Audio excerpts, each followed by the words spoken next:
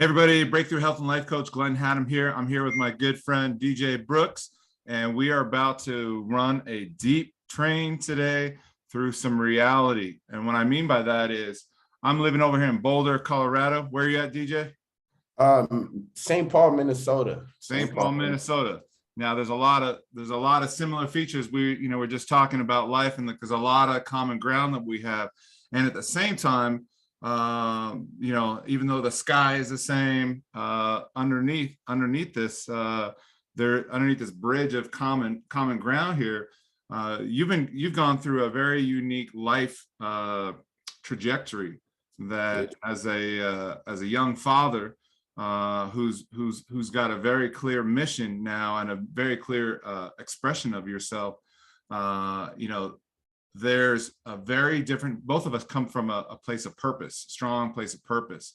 And we've got these very distinct purposes that, well, we're just going to just see how the two of us can share a conversation that might inspire others here today. I'm just going to preface this with, maybe if you're out there and you're not so sure about your purpose, or you're not going big enough and crazy enough with your purpose, hopefully this conversation today will light something inside you to step the fuck up, because you have to. The world's counting on you. Everyone in your sphere and outside of your sphere is counting on you being a full expression of your truth. Exactly.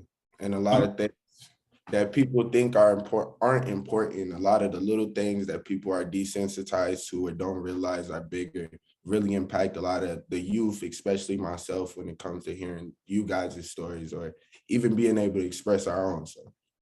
Yeah, so DJ, maybe share a little bit about what you're up to. I like to have people share what you're up to in the world today, and help you, have you just articulate that to our audience as what you're doing these days that's most meaningful. And obviously I share that you're a dad right now, and that's very important on sharing, the path. And then all the other folks that you are interacting with on a regular basis, sharing the mission and your vision.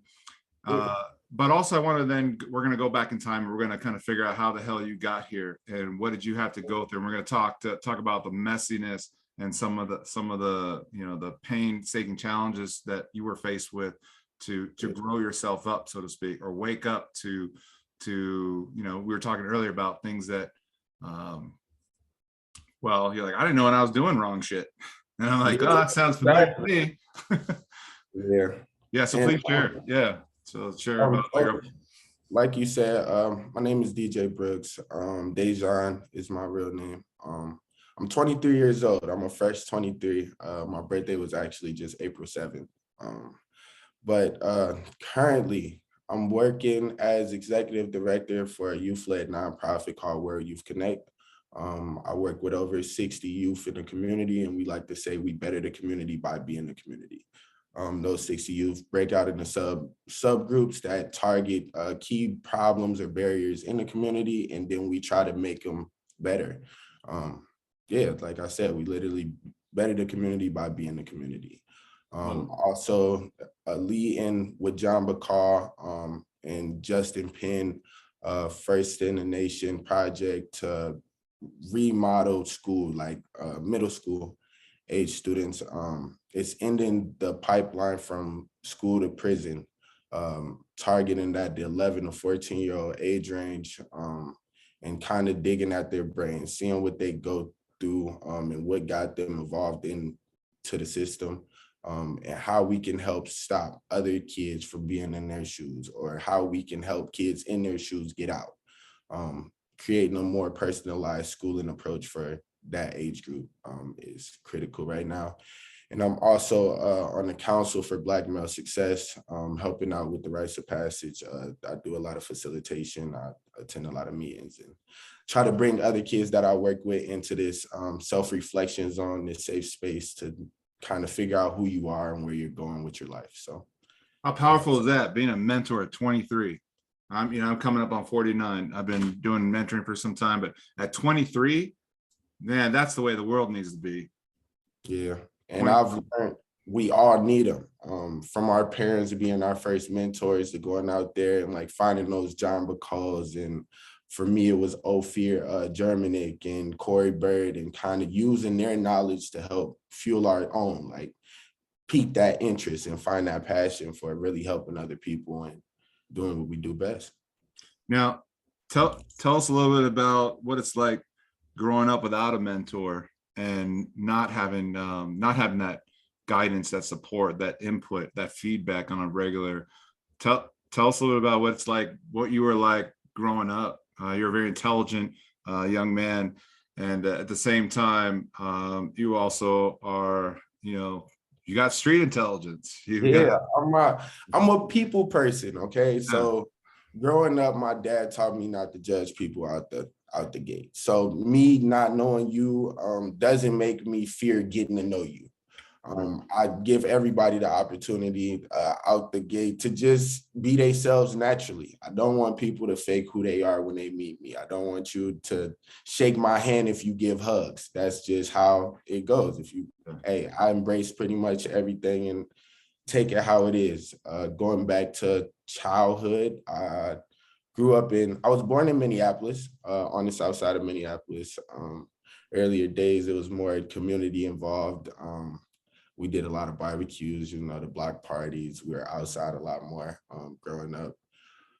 But then I moved, my second grade year, I moved from Roseville to Philadelphia, to Pennsylvania with my mom's mom, my grandma, and my sisters, while my mom was trying to get stuff together here. Took me away from my dad, a lot of my friends, and I had like this clean slate almost in elementary school moving out there. The way it was set up is the house, the high rise that we were in, because we were in South Philadelphia. So the high rise we were in, the school, and then the corner store. That was my radius. And it was harder, especially out there at that age without my dad, to find somebody else to kind of take over that role. Like I had got uncles and I got aunties and my grandma, but they all worked. So that's the age when I really started going to see what outside was like. Like I went past the store. I ended up on a train. I ran around. I was curious. I just wanted to see what was going on everywhere else. And coming from an environment where it was more welcoming and everybody knew you, and then going over there where it's like, hey, you're the only kid from Minnesota in Philadelphia. Yeah. And then coming back. So sixth grade year, I came back. I went to Benjamin E. Mays. That was like my breakthrough year where I was like, okay, cool. There's a lot more programming here, especially for school. I was in Lego League. I did Cave Explorers. Lego League. Yeah, Lego League, man. I'm talking about like programming, getting into like robot building, and it was super fun. Chess club, played piano. I was in band. I took advantage of every single program because, like I said, I learned to go outside. I like being around people, and the more social I got, the more experience I gained. And at the time, it was just me being bored. I just wanted to stay busy. And then I had the biggest disconnect in middle school. I ran into, while in sixth grade, a mentor. I went to the YWCA. One of my first mentors, his name was Mr. Ron. I can't remember his last name. But he ran a gentleman's class. A couple of the older kids in middle school actually went to the Y, and we played basketball together and stuff. One day he came to the court and was like, so what you guys up to? And he played basketball with us. He ended up inviting us to get some food, and then he introduced us to his program. I was the youngest member of the program. It's usually like that. I'm usually the youngest person in a lot of the places that I go. I've kind of just accepted it, or I forget how old I am sometimes. If people don't ask, I literally forget that I'm 23. I was kind of like that too. I hung out with a lot of the older guys. And yeah. And I learned, especially hanging out with the older guys, that the younger guys, they don't listen that much. And I was one of them. So like, I watched it like from the outside, and then I experienced it myself, where people literally are trying to help you, but they're trying to help you in a way that isn't comfortable to you. So you don't do it. You run from it. Mr. Ron, the first thing that he did to kind of like be our friend was feed us the basics, like just come with some snacks, some food, like the things that we like. He had hot Cheetos and juice, and it was a welcoming space. He played our game with us before he introduced us to a new program. And that was one of those things. He met you where you're at. Said like, hey, help me. Like, first, I'm curious about you. I want to understand your world. I want to make you feel welcoming before I want to try to introduce anything foreign to you at all, which you're not going to listen to that when you don't, like, who is this guy to tell me? Yeah, and for me, I was nervous about going into the class because there were girls on the other side. Now, this is a gentleman's class. They want to teach us how to not only, and when I heard gentleman, I'm thinking like, okay, I need to get a girlfriend now. And I'm in 6th grade. So I'm like, I got to get a girl so I can practice all these skills on her. So then I'll be more successful being a gentleman later. But it's actually just the basics, like saying hi to somebody who's looking at you, or holding the door for somebody who's behind you. Like it's just common courtesy. That's what he was teaching us, to be more courteous, to be more sympathetic to somebody who's crying on the side of the road. If you see somebody thirsty, let's help them and give them some water. Yeah, if you're good, take care of them. Yeah, exactly. If you have 2 seconds to be like, hey, are you okay? Then it goes a long way for somebody who's struggling, who's not really doing that well. Yeah. And that was 6th grade year. 7th grade year, I moved over there to what we call the Greater East Side, off of the east side of St. Paul. Okay.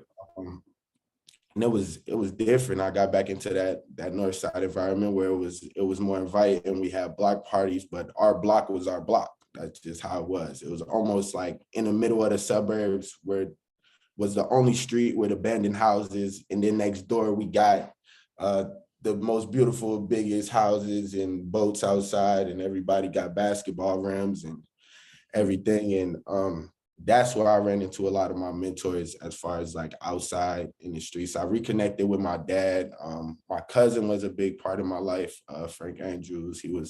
He was like my first real like big brother almost. You know, he good and bad introduced me to a lot of things, especially just knowing my surroundings, letting me know like, okay, this is where you at, this is what you can do, this is what I'm doing, and you can either choose to be better than me. I'm gonna tell you the pros and cons of doing what I do, and then you can take it into your own. And at this time, I'm like 12, I'm 13 years old. So I'm thinking I'm 30.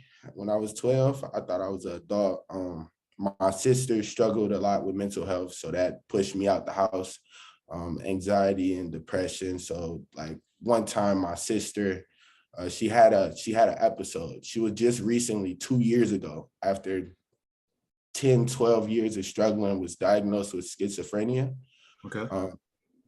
So what ended up happening was one day I come home from school and she's just freaking out. Now, I don't know how to help her for real. Like, I don't know how to stop her from freaking out. My mom's working, my other sister sleeps. She's struggling with her own mental health problems. 2 of you. Yeah, so it's just me and her. So I'm trying to calm her down. Like everything I'm doing is, you know, I went through the gentleman's class. I know how to calm her down. I'm gonna get her some water. I'm gonna make her some food. I'm gonna cut on the TV and we're gonna watch. Attention. I got the tool. Yeah, this is my sister. I grew up with her my whole life. I got this. How to do this. But at this time, she's transitioning into being a young woman. She's going through a lot of emotions, a lot of hormones, a lot of body changes, and she's just uncomfortable. So everything that I did, she denied it. She ended up having an episode and called the cops. And this was my first time like having like that real cop interaction where I'm a kid, I'm 13. I'm just now getting taller. My feet are big as hell. I wore size 10 in 7th grade. So I look like I could be older than what I am, but I'm still this scrawny kid who's barely I'm not 18, but I look it. Right. So the cops come, she called and said that somebody was trying to kill her. Oh shit. And at this time, I'm 13, she's 15. It's only me and her like downstairs in the house. So they just assume it's me. They put me in handcuffs. They pull me to the side. They call my mom. They call my dad. Everybody's rushing back to the house. Whole bunch of cop cars. It was like 8 cop cars. And I'm 13. Like there's no real threat. But what are you feeling? What's going through you at that time? I'm confused. I'm almost mad because my best defense mechanism at that time was to get irritated, was to get mad, was to shut down almost and block everything out. Not feel all that fear and all that, just sadness, like just like almost rage, and it's almost like. Exactly. So then I'm yelling, let me out the cuffs. I didn't do anything wrong. I'm trying to defend myself and nobody cares. Nobody cared. They just walked past me. They looked at me, calmed down, didn't calm down. They kept going. And that lasted for like an hour and a half. It was an hour and a half of just being in handcuffs, sitting outside waiting for my mom. And like I said, she had to leave work. I think my mom got suspended after that. And that kind of led her to being in the house more after that episode. And I just didn't want to be there. My dad, my other mentor, my goddad actually, came and took me out the house, moved everything to his house within like a week, and I was over there. He dropped me off to school every day. He started paying more attention to what I wanted to do. Middle school, I found an interest for basketball. I didn't try out for the team. I didn't like my teachers at all. And the gym teacher, Mr. Seaman, was actually the basketball coach. So if I get kicked out of gym class and I'm supposed to see you at 3 o'clock afterwards, then 9 times out of 10, I'm just not going to do it. Yeah, and I got into just going outside more. I got into a lot of street activity. Like I said, I hung around an older crowd. Yeah, let's talk about that. Tell me a little bit more about that. So middle school, I started selling drugs. It wasn't on purpose. It was one of those things that just happened. So my family was in the streets. They hustled. They made a way for whoever and whatever they wanted to do at the time. And I'm 12, but my cousins are all like 24, 25, 18 at the youngest. But they're inviting me to hang out because they know I don't want to be at home. My goddad was a truck driver. He was everywhere. He went all over the place. You know, anywhere he needed to be, that's where he was at the time. And he'll be gone for a week sometimes, you know? Oh, okay. So then I'm in the crib with my cousins who smoke weed and they drink and they party. They invite girls over. They have a whole lifestyle that they're not going to let this 13-year-old stop them from doing anything, you know? Yeah. And through that, this is just real life for you. Yeah, this is not like you know anything else in this. This is yeah, actually almost better. Yeah, this goes back to what we were saying. I don't know it's bad at this time. I heard about the drug thing and the crime thing and guns and all of that stuff, but to me, it just looks like my family is being themselves. It looks like they're having a great time. Right. There's no distinction in that at all. Yeah, they're laughing and smiling and joking. This can't be a bad thing. You know, they're enjoying themselves. So when I was 12, I hit my first blunt. I didn't like it. I wanted to play basketball. I was like, okay, I don't want to smoke weed. The following year, especially after that incident, and I steered away from home more, I started smoking. I was smoking probably like twice a week when I was a kid, like randomly, just, hey, cuz let me hit the blunt, like, come on. And then he was like, instead of spending your money, because at this point I'm 13, I'm mowing grass, I'm shoveling snow, I'm trying to save up some money, I want some nice shoes. Then you're hustling. Yeah, exactly. And I knew when I turned 14, I could go get a real job, which I'll talk about in a second, but I didn't know like doing anything else was really like that bad. Like I could get in trouble for it for real. So when I was 13, I started selling weed. I was selling to like the local, like older people, the kids that were around me. Like I was the plug for them. They could come to me without worrying about me going to their mom. So it was easier. I started making money, buying shoes. I started helping my mom out, just little stuff. And my dad was in denial the whole time. The whole time, he's like, my son is a good kid. He wouldn't do that. Oh, sorry about that. Closed on me. So you're feeling like you figured it out. You're like, oh yeah, man. I'm like, this is life. Yeah. This is life. This $20 that I just made today just fed me, got me some candy. How about the fam? Yeah. I got a t-shirt from the store. I'm good. Like I could do this. And it just kept getting bigger. So the amount that I was getting kept getting bigger. It got to the point where I ended up stealing some weed. I took a whole bunch and didn't know what to do with it. So I'm just like, here. Let's get some money. And that went for a while. That went for a long time where I was just smoking and just, hey, my brother needs some. Here, give me $20. I'll go get some more. Now the volume's increased. Now this ain't petty shit. Yeah, this isn't blunts anymore. This is 9th grade year. I'm selling whole ounces. This is where I'm like in my mode, like, and I'm comfortable. My first school, Harding High School, I was a smart kid. I was in all accelerated classes coming up.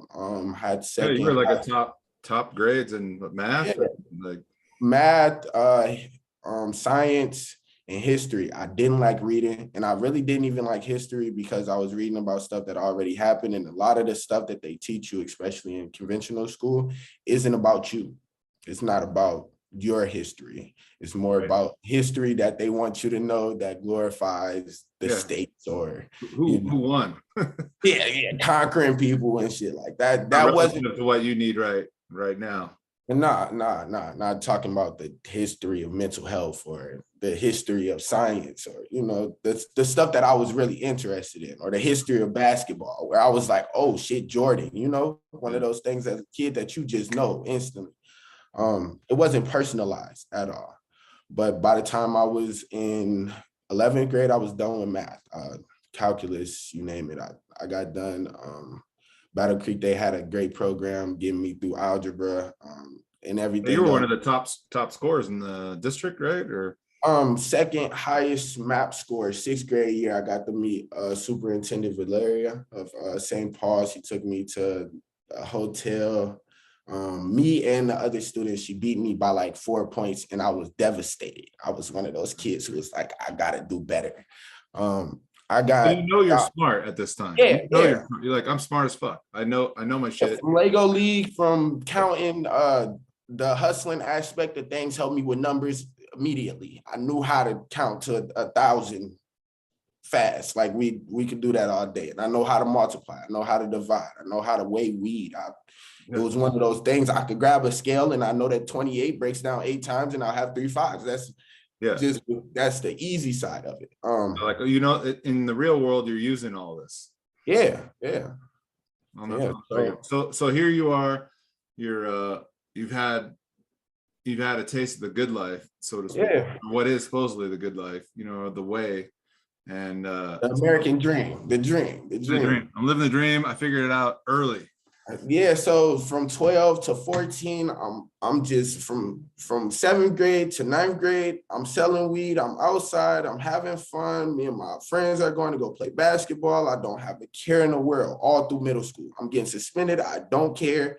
Academically, I'm doing great. I got all A's my 7th grade year, and then going into 8th grade year, had A's and B's. I was doing great academically without actually being in school. They sent my homework home, and then I came in to take tests. That was it. I didn't have to, everything else was simple. And they put me on project plans because, like I said, I was good at getting mad. So once I'm pissed off, it's like, okay, nobody wants to deal with me. Yeah. And I was like, oh, this is great. This is exactly what I need. If I don't want to go to class, I could just get suspended. Plus, you got all the management skills, so you can be macking and playing as well too. Yeah, exactly. I know how to talk my way out of these situations. This is easy. I'm a punch somebody and then go apologize to the principal. Hold the door for it. Bring her an apple. I'm like, I could get out of this, And I took my people skills. So even while I'm selling, I'm gaining these skills of talking with people. I'm convincing people that I have something that they need, and they don't need it at all. They probably don't even want it, but I need them to buy it. So then 9th grade year, I got my first job. I was working at Subway. I took it super seriously. By the time, I think 7 months in, I was closing the store by myself. I was still 14, pretty much just running the whole store at night. The other location actually had got robbed one time, and I told my cousin about it. So they started just randomly checking on me all night.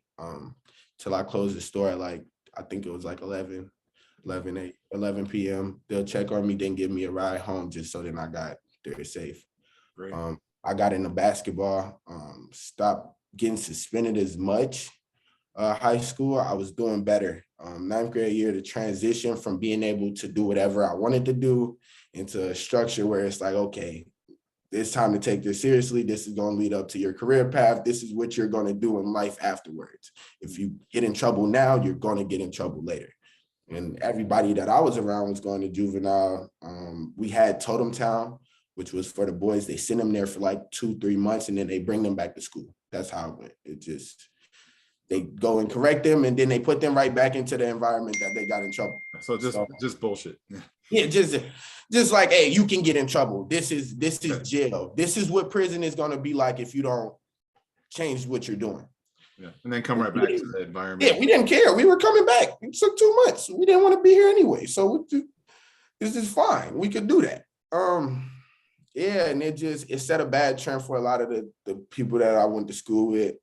Unfortunately, a handful of people that I went to school with and grew up around got killed, are in prison right now.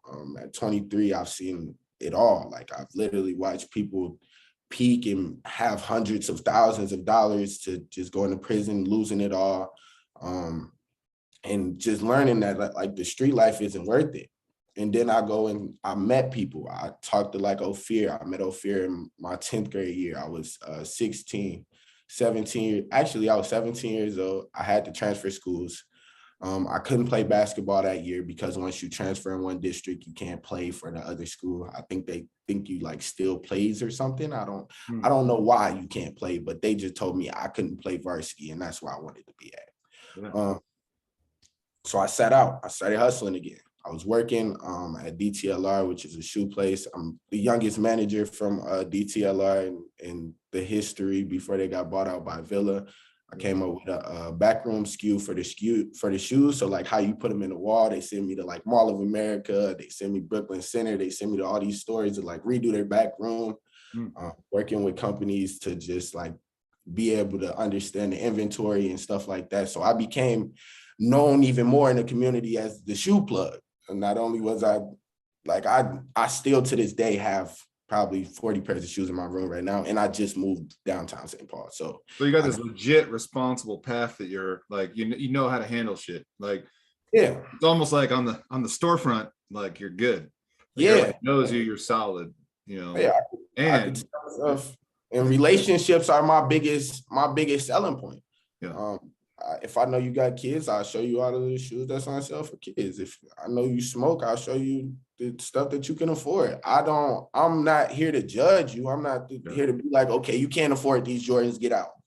No, I got something else for you that you can comfortably afford. And honestly, I don't want you spending all your money anyway. So here, take my discount. And yeah, and it was the community. These are the same people that I grew up around coming into this store. Everybody hooks everybody up. Everybody takes care of it. Exactly.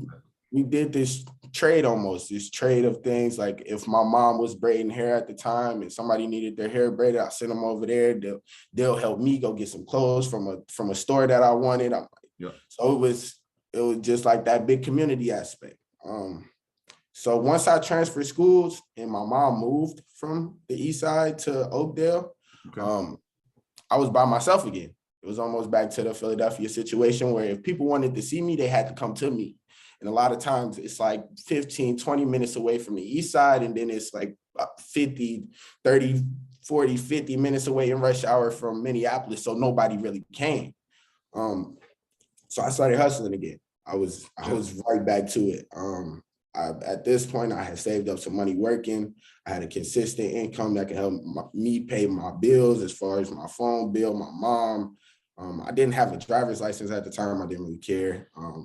It wasn't one of those things that was like going to stop me from buying a car. So I bought a car. And then I got right back into hustling.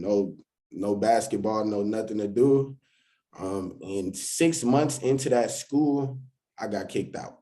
I got the school shut down. I ran from the police for like 2 hours.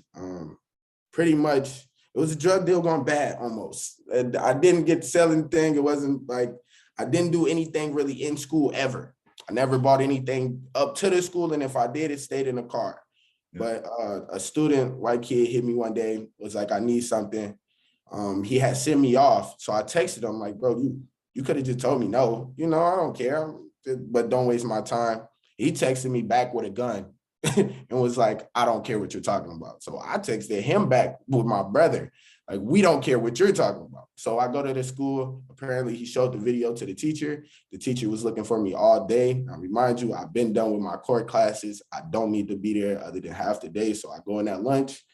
They're like, hey, DJ, go to the office. I'm like, for what?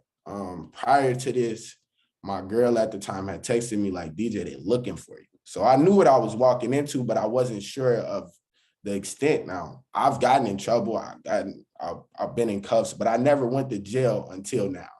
I walk into the school, they're like, hey, okay, let's check your locker, let's check your backpack, and if you drove, we're checking your car. I'm like, all right, see y'all later. Take off out the back door. I'm headed to my mom's house. Now they know this, so they send a unit to my mom's house. I get there, there's 4 cop cars. I turn back around, run the other way. Now I'm headed towards the east side, which is about a 10 to 15 minute drive. It's like a damn near hour on foot, but how I was moving, I was gonna be there in 30 minutes. Yeah, you're booking. Yeah, I'm gone. And then I just got tired of running.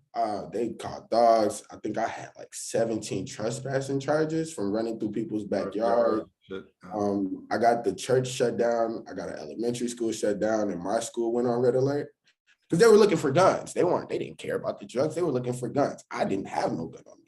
I knew better. I'm not going to school like this. This is dumb. I'm in the suburbs. I know. Now this thing is blown up into a pretty big thing. Yeah. I bought helicopters. I had 5 stars on GTA for a good 2 hours. And then I got kicked out of school.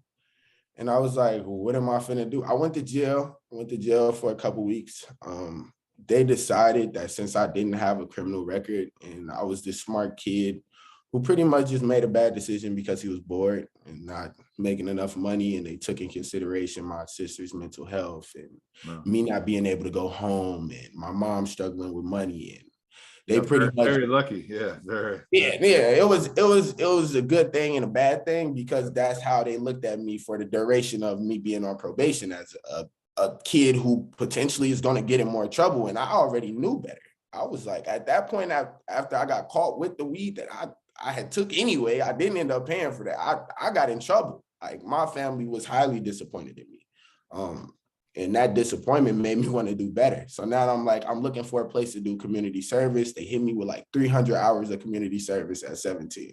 I don't know where to go. I don't know where I'm supposed to do this at. I don't want to pick up garbage on the side of the road. So I start going to the local places, the libraries, the stuff that's down the street where I'm comfortable the most. I don't want to go back to the suburbs and do my community service and then get in trouble again.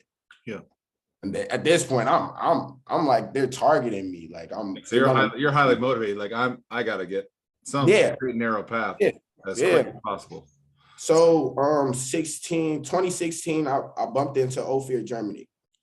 He was at Conway, the rec center. He's like, I've seen you around. I've watched you over here at Sunray. You've been around for a long time. And if you want to work here, if you need to do your community service, come do it. Just come on. Yeah. A couple hours a day. And then it turned into me coaching. I started coaching kids. I got a real passion for just being around those kids and understanding like they going through the same exact thing that I'm going through, or I was going through at a time period where it's not only just like their sister's mental health, but like there's dads, their parents are getting into it. They don't want to be at home. This is where they come to. They're like, hey, that's me. I get it. And so you connect real fast with these real instantly. And then when Ophir noticed, like, oh shit, these kids listen to him. Like they literally are waiting for him to get off work so they could go get on the bus together. Like they want to hang out with him more. And our programming started being more successful. We started connecting with parents. We started really just trying to better the community. But we had limitations at the recreation center, right? We couldn't just be like, okay, cool, we're going to go to their school and hang out with them today. And that led me to almost getting bored. I got a job. I was doing good, but I wasn't making enough money. I was volunteering at one point for a minute, and I just left this world where I'm getting as much money as I need. You know, I'm putting in the work, but not seeing the output of things, you know? And so 2018 came around, the following year, like 2 years later, I'm working 2 jobs. I was working at Marshall's, I'm working at the rec center, and then I'm part-time at UPS, just trying to make any way possible that I could make money without getting in actual real trouble. I couldn't smoke for like 6 months, so I just gave up for a second. Not smoking made me not sell, and I was doing good. I was making real legit money. I opened my first bank account. I got my permit. I was doing great. But the stripper pole is calling you. Yeah, you know, and it's there, and the money's still there. I'm still going home around these same people. I started going over to North Minneapolis. My dad had moved again. He moved to North Minneapolis, and I was right back in that same environment where I was thriving, where I was. It might not last long, but in this moment, I'm doing great, amazing. So I started quitting my jobs again. I started getting distracted. High school, I was kicked out. So school didn't matter to me at the time. I didn't care about waking up and going. I had 10 credits left and I was on the verge of dropping out. Like I wasn't going to re-enter school at one point. And if I did, I wasn't going to conventional school. I wasn't going back to Hardin. I left there, you know, and that was really disappointing because I was captain on the basketball team. I pretty much abandoned a lot of the people that I was like, don't go nowhere. And I saw the backlash from it. I saw people talk to me less. I kind of got the just like, okay, I'm gonna leave you guys alone for a second and I'm gonna try to go find another path. So then 2018, I went back to jail, went right back to jail. Now this was my big kid sentence. I was charged as an adult at 17 for possession of weed. And then I had a lot of weed when I got arrested. It wasn't just their fault. It wasn't like anything petty. You want to say how much? Pounds, couple pounds of weed. But for me, it was like, okay, we get money right now. So y'all can either let me go. And I got this idea like, okay, I got in trouble before when I was a kid. They let me off. I ended up with a great job. I got a career in youth development. This is cool. If I get in trouble again, worst comes to worst, I'll get back out, you know, community service. No. Upon the arrest, I threatened the officer. Or he told me to lay down. I told him lay down. He told me to do something and I resisted highly. I was going to jail. I'm pissed off. Don't touch me. I didn't want to get touched. Arrest. Yep. So I ended up with a terroristic threat, which is a felony in the state of Minnesota. It's reckless disregard when you tell somebody that you'll harm them without caring about the consequences. So I'm a felon now. I'm 18 years old and I'm a felon. I went to jail. I was there for it was almost like 200 days. I got out December 2018. Missed the whole summer. Didn't go back to work. I was locked up. Nobody really knew that I was in jail other than my dad, my brother, and that was it. So Ophir I just went MIA for a whole year, right? So then coming back from jail. While in jail, I did everything. I got my GED while I was in jail. I graduated high school while in jail. They credited me for getting my GED at high school for recording arts, which I had entered right before getting incarcerated. So I got my GED and my high school diploma now. I'm like, okay, when I get out, I got to figure out what I'm doing, whether I can go back to the rec. I know I probably can't go back to this job. I don't want to go back. And people question me about where I've been. This isn't like a highlight of my life. I don't want people to talk about me going to jail and that be like the standing point of like the peak of where I'm at. And I'm 18. So I'm in jail with people that are in DOC from the actual prison who just did the last 10 to 12 years of their life. I'm in the violent unit because when I first got in, I was pissed off and got into a fight, went straight to segregation, 23-1. This is my first real time in jail. So I'm just mad the first month. You couldn't talk to me. I didn't care. I'm irritated and I want to go home. And that's just a few months of JV. So. Yeah, exactly. I was like, nah. And then I calmed down. One day I got up. I was like, I went to court. They kept pushing off my court date. My bail was set at like $250,000 at one point. And I'm like, where in the hell am I supposed to get $25,000? It's way too much. Because they said that I had the resources to get out and run when I was 18. So yeah, they pretty much kept me in there until damn near I got sentenced. So in December, they were worried about my mental health, being a young man in jail around all these criminals for almost 200 days. And then I was already getting in trouble slightly like before. So I had days credited for jail for like 2 weeks, like 14 more days on top of that. Went to court. I think I had like, by the time December came around, I had about 229 days credited in jail, being around everybody. And anybody I got in the program, and I was helping with the GED program over there. Started going to AAA, even though I didn't really drink. I was smoking weed, so I thought it was a bad thing until I realized people really are like ruining their lives doing drugs. Like they're in here for them, they're killing themselves. So yeah, and I was like, my problems aren't that big. Like they're not impossible to fix. And then as I sat there, I learned that I had more time. Like I was like, even if I sat here for the next year, I'll get out when I'm 19, and then I can attempt to correct some of the things that I've done wrong. Yeah. So it really hit home during this time. You've like, I've got all this extra time here to really sit with myself and come to some realizations that I got a lot of life left in me. Exactly. I don't have to be labeled by this.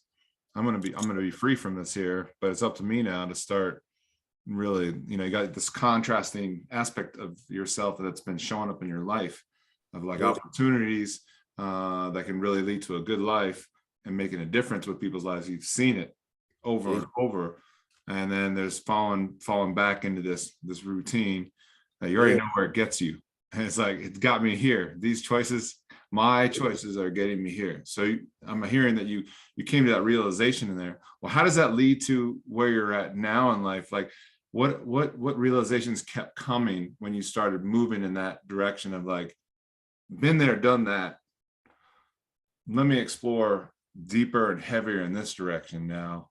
Exactly.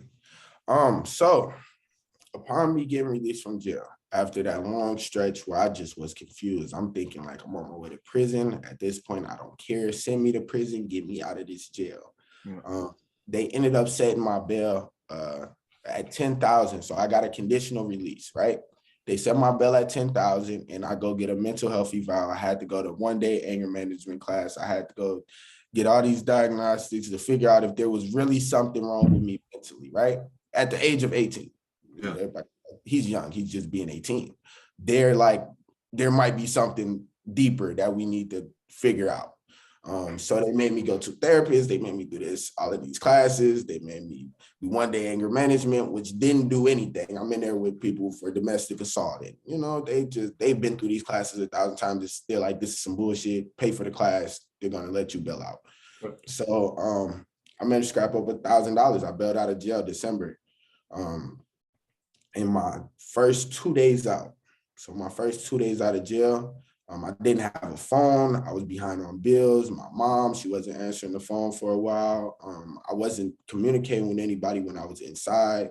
I pretty much was by myself. My dad came and picked me up from jail, and I was just like, oh shit, I'm out, After months of being in there, I'm like, oh, it's time. Like I gotta put those things, all them plans everything that I was planning for the last couple months being in there, I gotta put it into action now, right? So first place I think to go is like back outside. I'm like, let's go see what's going on in the world. Like I've been going for months. Things must have changed a little bit. Then I got out there and I was like, oh shit, a lot of this shit is exactly the same. I didn't miss a lot of things going into jail. I just slowed myself down from becoming the person I am today. Yeah. So you've recognized, you're like, ain't nothing wrong with me. I'm just being a fucking young knucklehead. Yeah. And like, it's time to get after it. Right. And in jail, you hear the craziest stories. That's where I heard about people just killing a significant other, or just running from the cops for no reason, or doing drugs because they felt like it. Like just the extremes of where that's going. Like, yeah, and seeing how far it can actually go. I was incarcerated with people in wheelchairs that were 80 years old that have been career criminals. And I'm like, I don't want to be a career criminal. I don't even want to be labeled a criminal at all. When you Google my name, I want something positive to pop up, if not just my Facebook. I don't want mugshots on top of mugshots. So you're starting to ask that question, like, who am I? Who am I? What am I? Who do I want to be? So, and then I kind of thought about, while I was in there, I was like, what were the good things that I was doing when I was out? What were the positive things that last the longest? Because now I'm not thinking about a day-to-day way to live. I'm not thinking about how I'm going to get some money right now, today. I'm thinking about where am I going to be at in the next year? Am I going to be in prison, or am I going to be somewhere more successful? Am I going to be more comfortable in my living situation? But let's jump ahead. Let's jump ahead a year. And like, Okay, so what? boom, 2019. So I got out December 2018. I was chilling for like a week. I reconnected with Ophir. I was back at the Sana Foundation. I was getting re-enrolled into this program called Hired, which Hired. is Hired, which is it's like a workforce center. So I'm getting reintegrated into a lot of the work that I'm already doing. From there, I got back into working with the kids. I started being at the recreation center more. I wasn't on I was on probation, but I wasn't doing community service anymore. So they paid me. I started making like legit money, and I was happy. 6 months, they told me I couldn't smoke or anything. I was going to prison. They told me I had 5 years over my head with a mandatory 2.5 that I would have to go do if I got in trouble for anything same or similar, which is threatening somebody. So getting mad, getting to that point where I can't control what I say. And I realized a lot of that while I was in jail. So 2019, I started doing more internships. I was all over the place, just kind of trying to find a way that I could stay a part of the community without hurting it, without selling drugs, or without, just literally walking around without a purpose, without any real mission. So you don't want to do any more harm to yourself or others anymore. Exactly. You don't want to contribute to it. You're aware of it. You're aware I'm not getting away with this. Yeah. And I need to engage as many possible avenues. Like doing the intern work is like, I need to feed this and see where this takes me. Like, was there some kind of like trust in that direction, that process? I don't know where it's going to starting off, no, not at all. It was just a good distraction from what I just went through. Working, as always, when I go through the most traumatic things in my life, my first instinct is to go back to work. It's just how especially my work now, it affects other people. So if I'm depressed or I'm stressed out or my life just isn't going great, my first instinct is to go back outside into the community, the same thing that I've been doing my whole life, and go and check on other people and see how me feeling the way that I'm feeling resonates with somebody else. And I take that as like a stepping stone. So then I figure out how they're doing better, how they're doing their day-to-day life. Well, now let's jump out another year out. I know this is kind of crazy, but like, let's just imagine you're just following these distractions to contribute in some positive way, helping others. And now a year out, like, what's the dialogue between your ears, and how are you engaging with the world? Who have you met now? What's starting to like, you're like, oh shit. Like, yeah, I'm like, this is like, something's happening now. During that year prior, I did a year of AmeriCorps. I was the only person in my AmeriCorps group, which was a group of 80, to actually successfully complete all of my AmeriCorps hours, the whole 200. I think it was like 58. I got an education award, which I still haven't used to go to school. AmeriCorps, for those that don't know what AmeriCorps is, what do you do there? So AmeriCorps is a bigger platform. It's throughout the nation. It's pretty much a large internship that leads up to you going to school for whatever you're doing in AmeriCorps. For me, it was up to us coaching. I coach basketball. I went back to coaching the kids over there at the rec. I got paid to do that, and it was a more pivotal time because COVID had hit. That's why I was one of the few to actually complete my hours. I transitioned into food distribution with the Sana Foundation. I was 2019 Sana Foundation Employee of the Year. The gala was a big turning point too. I got to go on the stage with the mayor and talk about my story. And it was the first time where I really thought about where I've been and what I've done and what I've accomplished and where I've hit my head and failed at.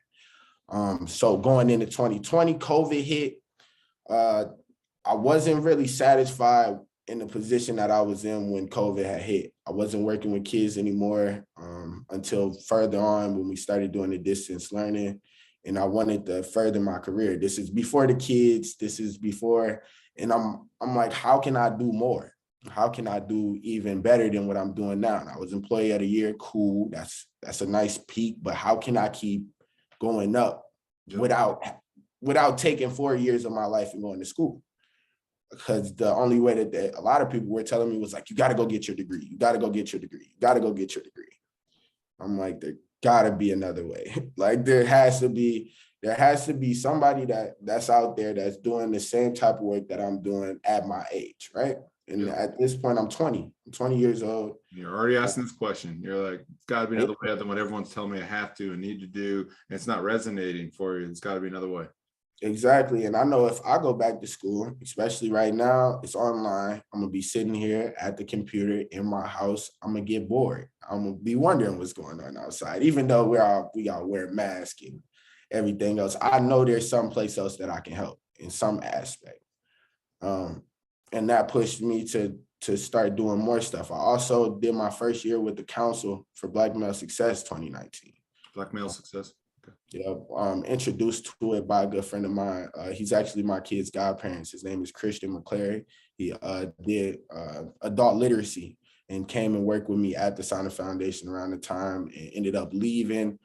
He ran for office in Apple Valley and he asked me to help him with his campaign. And we just started hanging out more and I started going to the council and I met this network of Black people that look exactly like me, older, that wanted to help the younger people figure out who they are faster. So that's what the Rites of Passage is. It pretty much a 10-week reflection time. They meet once a week where they pretty much just go through who you are, where you're from, who you are today and how it kind of like overlaps with where you're from. And that opened my eyes to a lot of things. The Willie Lynch letter, the program in the Black mind or making a slave aspect of things and really diving into this knowledge that I never had, that history that they don't talk about in school. And it made me want to know more. It made me want to do more. It changed me getting mad. I stopped getting mad at people for doing things a certain way or for even not knowing that I'm going through something, you know, and instead of taking all of this negative energy and bringing it outside, I learned how to reflect by myself first, figure out what I can bring outside, what I need to get off my chest now, and then who to go talk to about it. So going into 2020, I was still at the Sana Foundation, but I was getting ready to exit. I was looking for my escape, my way out of just this basic work. I felt like I had peaked, you know, without going to school. And I reached out to Corey Bird. He's on the Council for Black Male Success. He actually helped start it, or he started it. And he introduced me to Jim and Jody Nelson, who were running this program for people to go into the school to be mentors. It was a mentoring program, which resonated with me instantly. I was like, okay, cool. I can do that too. I can be a mentor. Whole time that I was at the Sana Foundation, Ofer Germany was planning World Youth Connect, which is a democracy of youth that make all the decisions. And then we just tell the adults what we want to do and how they can help. Yeah. And that was in the process of being made too. 2020, I was working in the schools. I went to the high school with Corey Bird's group, Change Inc. I was a community culture specialist. I was mentoring young kids. I got to hear a lot of their stories and they're almost my age. I'm 21, they're 20, they're 18, 17, 16, and they're getting ready to go through a lot of the processes that I was. Already at this age and who you are now, my experience of you is what was bestowed by these elders was like, how do I accelerate this path for other individuals? No judgment of what you've been through and where you're at, but we got to accelerate this path. And that's your stand still to this day, you know, and that you're bestowing to others now. You're passing that forward as well. It's like, how do we close this gap? Exactly. And I feel as if at your age, you share your experiences with me, right? Mm-hmm. And I'm 23. Yep. And at your age, if I know what you know earlier, then I can start processing it earlier. Now, sometimes right away, it doesn't resonate. It doesn't click in right away, but there's going to be a moment where I'm going through something where I need that reminder. And the first thing that I'm going to think of is what you said. Right. And without that bridge to the elders, Without that bridge to those experiences and those stories, a lot of youth, they just get lost. They don't know any better. And without that rite of passage, we create chaos in our lives to almost like we, if we don't go out and kill a bear in the woods, like we're going to create bears, we're going to find them around, we're going to create that environment within our world. We're going to make a mess of things. And so, yeah, I guess, as another man, we're here to share like, hey, like, it's cool you're a male, but how can you as a man and with your kids, how can you show up in a way that these lessons can be learned earlier in life so less harm can be done in the world? Because if you don't have your shit together, then you're not showing up well with other men, other women. And so all, it kind of echoes back to, when you had that experience, like, here's how to be a gentleman, open up doors. You're like, okay, I got some techniques now, but without what needs to be underlining that, I think that's what we're, been in conversation about today is like, man, we all have this dichotomy, these contrasting aspects of ourselves that need attention. And if you're bored, if you're bored, like if any of us are bored, it's like, what are we going to do with, with those distracting things, whether it's hitting the weed or choosing the path of, the friends that want to hang out without a purpose, without a clear purpose, without that mission that's, every cell in our body is going this way. We're all over the place. Like, it's just, we just keep getting bounced from thing to thing. Exactly. It sounds like even though you've done all these different things along the way, it's very streamlined. This path is very clear. Like, looking back now, would you say like it's like this is so clear? From day one, I've always been the guy to try, not even attempt to blend into another crowd. I just go into the crowd. I just naturally, my biggest thing is if they don't accept me, then that's okay. I'll be right back in the same place where I'm at now. I wouldn't, if I go to another meeting and I introduce this idea and they don't accept it, then it's okay. Because I'm not losing anything. I'm just not gaining anything. It's okay to take a step back, and then you never know. I go to another meeting and they're offering twice as much as what they were offering. Twice as much support, twice as much help. We're not just talking money, we're talking resources. I've went to the suburbs and been like, hey, I have this program where I have 60 youth who are bored, who need something to do. They need a passion. And through the internship process, we pay them. We pay them for a minimum of 3 months where they find themselves. We help them get their high school diploma if they don't have it, their birth certificate, these basic things that you would think that they have, but they just don't. And I needed the basics. That's what I learned. We started off on the bottom, right? Where I was like, okay, I need money. I need a place to stay. I need a car, and I need a job. I need to be able to provide, right? And even moving forward into the story, when I started having my kids, when my kids were on the way, I was like, okay, now I need to be more solid than ever. I not only need to make a way for me, but I have these 2 kids who are me, or are pieces of me that are going to go through a lot of the same things and a lot of these obstacles and barriers that I went through. So now it's time to figure out how I overcame these obstacles. It's time to reflect. Then it's time to think about what I'm doing now, like to this day, exactly what I'm doing, what I need to wake up and achieve, set them goals for myself, understand like who are my strongest supports. So then we go back to my mentors. We talk about the Johns and the Ophirs and the Corey Birds who want to elevate anything that I'm doing, as long as it's positive. They want me to think freely. They don't box me in and be like, okay, you got to go to college. You need to work at this factory. Then you climb up the ladder. No, they're like, okay, cool. You can make it your own ladder.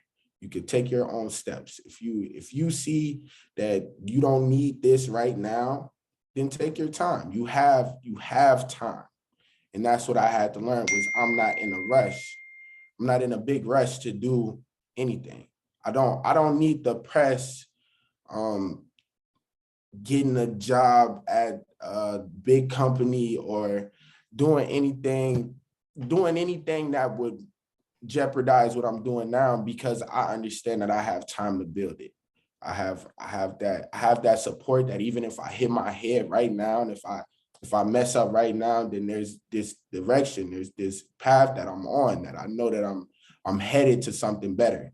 And So it's that's easy. why, so I hear that in this second half of our conversation, you know, in your evolution, you've gone from the short game to the long game. Yeah. You play the long game now. And even in raising your kids, like, hey, I'm not the kids, I'm gonna give them a great childhood. At the same time, I'm here to raise adults to go places I've never gone in life, you know, to start off from where I'm at right now, not from back then. I'm gonna raise the kids from here now. And so how might people get a hold of you or find out more about, you know, the organizations that you're involved with right now, whether it's to contribute or to get other folks, you know, some great support too. How might people get a hold of you? What's the best way? I'm on LinkedIn currently, which has been a great network, especially when I'm traveling. Okay. Dejan Brooks on LinkedIn. You'll see I say a little bit about myself. I'm Spell executive. your first name just in case people don't know how to spell D-E'_Jiohn. Brooks, Brooks. Okay. I'm on LinkedIn. That's a good network, especially business wise. World Youth Connect does have a website. It's worldyouthconnect.org, where you could go. You could see more about me. I'm on the page. We're in a consistent process of updating the page and getting everything on there that we're doing over there. As far as Bridgemakers also has a website. You could go there and see a lot of the things that I'm doing social media wise. I'm getting spammed. Social media wise, there is our actual Facebook page where we post everything that we're doing. And if you want to reach out personally, you can hit my work phone, which is 763-306-1058. If you just want to reach out. Council for Black Male Success also has a website that's up. I'm on all three. So at some point, in my contact information is there. So. I'm just so appreciative to be able to spend time with you today, to connect. It's very heartfelt. I'm very passionate about what you're up to in the world, and that, you know, this is just the start of the, you know, you're already having an incredible impact in your personal life and in people's lives that are fortunate enough to be able to be in a conversation. You're definitely a people person, but you're someone that cares deeply and takes the time to get to know where someone is and helping them get to where they want to get to. You know, that lights you up like it lights me up as a coach. And yeah, I think hopefully folks got tremendous value from this conversation today and get an understanding of what it's like. You know, it's a messy process to come into our internal wisdom that's always been there, you know, and that's there to shape us. And then when we get out of our story, or we get out of our way and we realize, you know, we're all here to be of highest service to others. And when we can figure that part out of taking care of ourselves better, making better choices, but that we have a lot more to offer others. And that's where we're going to be most lit up. And that's where we're kind of following your calling, your truth right now.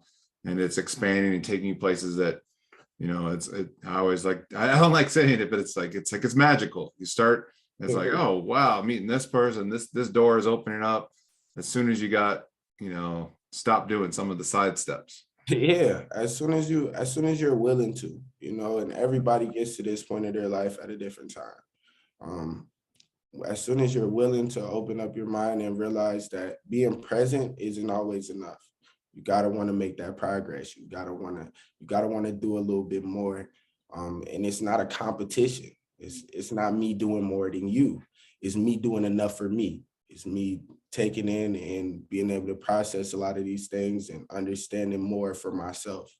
So then we can get that synergy where we're at and be like, okay, I get what you're doing because we're doing the same thing, you know? Yeah. That's where we at with it. That's where we at. Well, I'm going to invite you back for another conversation at some point, or come out to the mountains with Cole and Walter and Jose and John. Oh, yeah, I'll be out there. We actually got a San Francisco trip, May 23rd to the 28th for the Aspen Institute. I'm getting more and more involved in bridge makers. This is my first project getting into policy change, which they're really big on. But I'll be around. Definitely be around. Yeah. Well, give my boys a hug, and yeah, and then we'll. I'm just appreciating spending time with you today, and we'll see you soon. Thank you for today, brother, and we'll connect. Thank you. Yeah. All right. Thank you, everybody, for listening. We'll see you guys soon.